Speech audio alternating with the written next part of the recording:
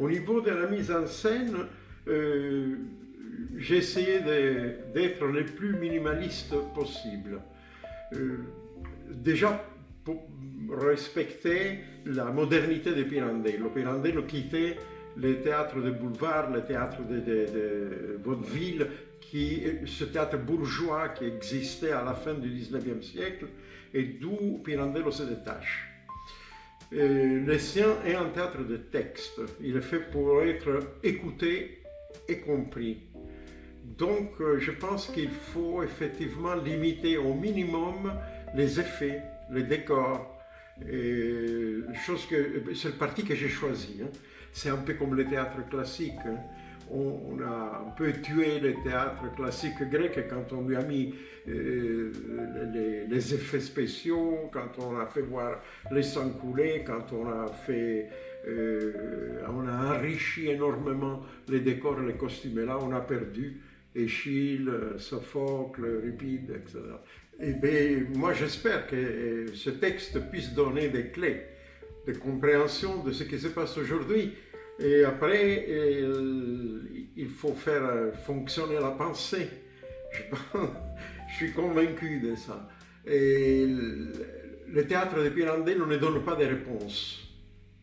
Comme toute forme de théâtre ne doit pas donner des réponses, mais elle doit ouvrir des questionnements, des problématiques. Le théâtre est intéressant quand il nous fait naître des doutes, il nous fait naître des questionnements à partir de ce qu'on a vu. C'est plus un détonateur qu'autre chose. Et Pirandello le fait très bien, parce que déjà le texte nous questionne depuis la première réplique.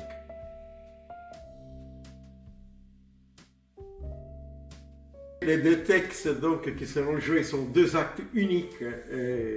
Un est de 1916 et c'est à la sortie, à l'uscita, à la sortie du cimetière, c'est ça.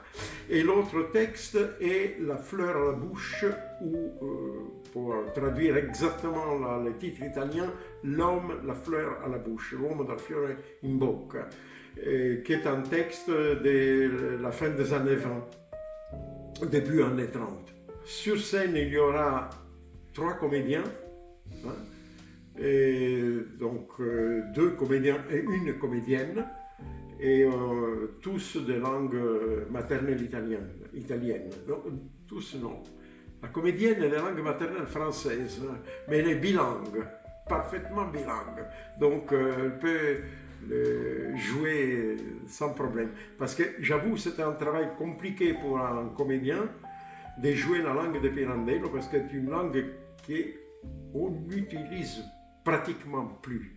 C'est une langue qui est très élégante, très complexe, et donc il y a des difficultés vraiment liées à l'usage de cette langue qui nécessite une très grande précision. Je pense que l'œuvre de Pirandello est hors du temps. Elle n'est pas liée à une époque très très précise, même si sa forme est connotée. Et ce qui dit Pirandello est peut-être valable à n'importe quel moment de la vie, et notamment aujourd'hui, où on a une banalisation de la mort, une banalisation de la violence. Pirandello parle de cela, du rapport qu'il y a entre la mort et la vie. Qu'est-ce que la vie et qu'est-ce que la mort? Et je pense qu'aujourd'hui, où on a des consciences qui sont complètement aplaties, c'est quand même intéressant de voir comment ce questionnement peut nous faire évaluer mieux et peser mieux tout ce qui se passe dans le monde.